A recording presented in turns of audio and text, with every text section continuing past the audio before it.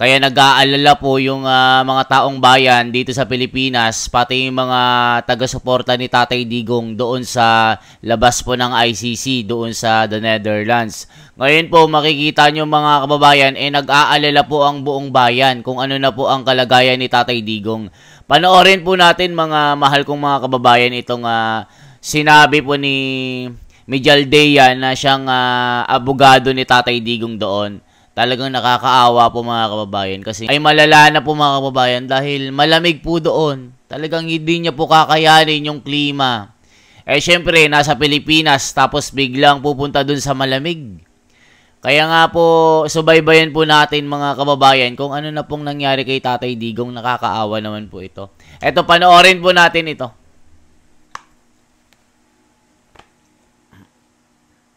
Nangyari kaya? Zen Hernandez po, ABS-CBN. Can you tell us what happened lang po? Alam mo, before we deplaned, we had a meeting with the ICC. I requested that the former president be brought directly to a hospital because of his bad medical conditions. It was almost a 24-hour flight. He just came from Hong Kong, not allowed to visit his home, not even allowed to see a doctor in a hospital before he could be transported here. Now we made the request for a hospitalization, and they gave the assurance that he will be brought to a hospital.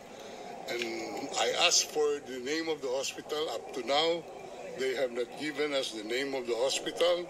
So we took the position that he could have been brought here directly, and we are told that there is no President Duterte inside the facility. We are at a loss at this time, and lokohan na to. I think this is part of their grand plan, no? To kidnap the president, to extract the president from the Philippines, and brought to a jet without known destination. I was even forced to join the plane without any valid visa coming here.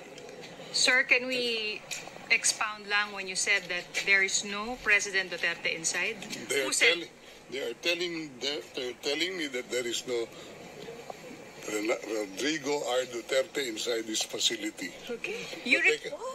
You requested for a visit today and it was approved, sir, right? We have requested the ICC for a visit because they do not disclose what hospital he was brought to, and we assume that he was brought here last night after the planing. That's all I can say as of the moment. Is it possible he is in a hospital somewhere? I hope he is in a hospital somewhere, but not in this facility. He is allowed, according to ICC regulations, any detainee is allowed to communicate. Has he communicated to any of you? None. Zero, sir. We don't have any opportunity. We don't know where he is right now. Ayan mga kababayan, hanggang ngayon po ay nawawala po si Tatay Digong.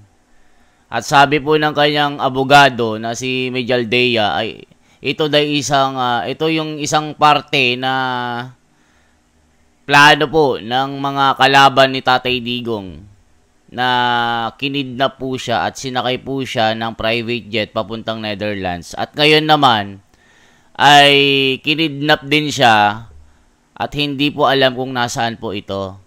Sabi lang po ng mga nasa ICC na inilagay daw sa hospital pero hindi nila binibigay kung nasaan pong hospital ito. Kaya yung pamilya po ni Tatay Digong ay nag-aalala, pati yung mga taong bayan na nagmamahal sa kanya, na talagang nalabag itong karapatan ni Tatay Digong. Yung sinasabi po ng mga eksperto, ng mga abogado, na talagang merong paglabag dito, mga kababayan. Kita nyo po yung kalusugan ni Tatay Digong, talagang masama na po. Dahil po yung klima ng bansang yun ay sadyang napakalamig. Talagang hindi mo kakayanin. Hypothermia ang aabutin mo doon. Tapos sabi pa doon, Hindi pwedeng makipag-usap sa pamilya, hindi pwedeng lahat, bawal mga kababayan. At yan na nga yung sinasabi nila, in-extract po nila si Tatay Digong na talagang plano po nila na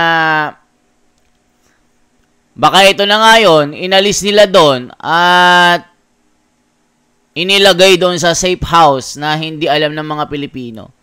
Kaya mga kababayan, ano pong masasabi nyo dito? Na pati kalayaan ni Tatay Digong na mabigyan ng tamang medical na assistance ay hindi po pinapayagan ng ICC. Ito na po yung sinasabi ng taong bayan. Bakit ang mga banyaga ang kailangang maglitis kay Tatay Digong? Yan po yung tinatawag na paglabag po sa karapatan ni Tatay Digong. Assuming natin na mayroon siyang kasalanan, bakit binigay nyo sa mga banyaga? Hindi ba natin kayang litisin dito sa ating sariling bayan? Yung batas ba natin dito, kakaiba yung batas doon? I-comment nyo po mga kababayan kasi makikita nyo po yung iba't ibang mga lugar dito sa Pilipinas ay nag-aaklas na po. Pati yung bahay ni Tatay Digong ay gustong iparid din ng gobyerno. Binabantayan po ng mga taga Davao po ito. Yung mga nagmamahal kay Tatay Digong, 24/7 sila doon sa bahay nila na allegedly meron silang nakuhang mga information na ipaparade din ito, mga kababayan. Talagang ito na po yung taktika nila para i-extract yung mga kalaban nila sa politika. Pati po si Senator Cayetano, balak din nilang ipa-aresto sa ICC. Si General Bato, si Agbayalde, mga kababayan, lahat po ng mga nakasama daw ni Tatay Digong lahat daw po ng mga nakasama niya sa administrasyon na conspiracy, parang ipapahuli din ng ICC. So, yun po yung balita po mga kababayan. Nakakalungkot po ito. Na sa history ng Pilipinas ay merong mapaparusahan sa ICC. Yun nga lang mga kababayan, may nalabag na karapatan dito. Na talagang nalabag po talaga. Isipin nyo, walang warrant of arrest. Dala doon sa ICC, isinuko ng gobyerno itong ating Pangulo na gumawa lamang ng kanyang trabaho. Kaya mga kababayan, i-comment nyo po kung anong masasabi nyo po dito. Ipag-pray po natin, mga kababayan, na ang kalusugan ni Tatay Digong, ang kanyang kalagayan doon ay maging maayos at makakayanan ng kanyang katawan itong klima na meron doon at sobrang napakalamig mga kababayan. Nag-iisno doon na talagang akala mo nandoon ka sa ref na ginaw si Tatay Digong doon. Na walang maayos na medical assistance. Yung kalagayan niya, yung kalusugan niya, hirap na siyang maglakad. Kaya yung mga kababayan natin dito, nagwo-worry po. Mga kababayan, ipag-pray po natin na maging maayos po siya. So ano sa tingin nyo po itong ginagawa po ng ICC? Makatarungan ba ito? Hindi man lang nila tinignan yung kalusugan ni Tatay Digong at talagang allegedly nawawala, hindi po alam kung nasaan.